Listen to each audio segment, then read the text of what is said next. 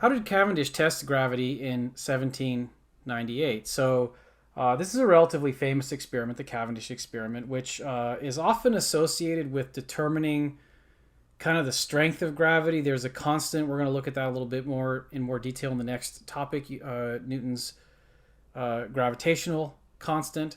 Um, it turns out the actual goal of Cavendish, at least is my understanding, was to use this experiment to try to get a measure for the mass of the Earth.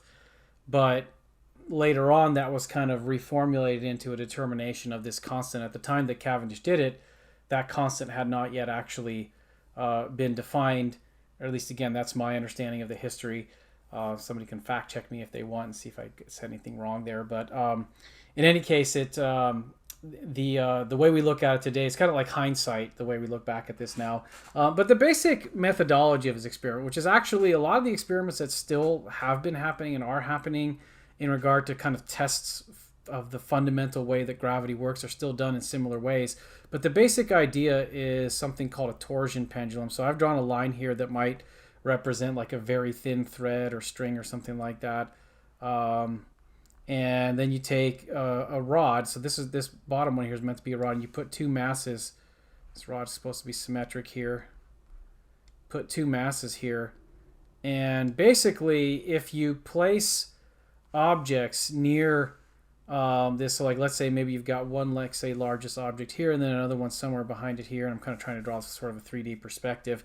That may influence this torsion pendulum, so you kind of can move those objects around and then see how the torsion pendulum reacts. And some modern day versions of this experiment, like we have one set up at College of the Redwoods, although we're missing one of the lead balls we use as a mass, so we haven't done it in a while.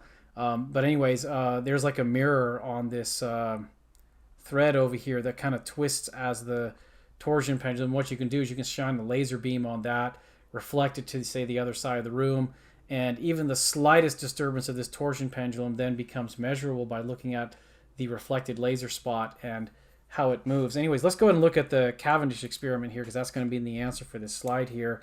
I pulled up a drawing of this from Wikipedia that we can look at a little bit. They didn't have lasers, or Cavendish didn't have lasers yet at that time, so he had to use other methods. But he did have, I think there are a couple, let's see, there's actually, I guess there's some, I don't know, some kind of light source, looks like a candle or something in there at both ends. There's also a little viewer telescope here at both ends that would let him view the torsion pendulum. The masses of the torsion pendulum are these little tiny masses right here, if you can see where I'm kind of gesturing with my cursor. And then there are these larger masses, and there's kind of a whole system here that you pull on this rope would let you move those masses to a different position and then see how the torsion pendulum reacts by forces of gravity. One of the issues with this, both Cavendish's experiment and modern day experiments, is you really have to be careful to isolate it from things like any other source of gravity really, other than the Earth nearby. But like some of the most sensitive of these experiments, if you even have people in the same building as it will be able to measure that, or maybe, well, not maybe measure is the wrong word, it will be influenced, maybe not in a good way,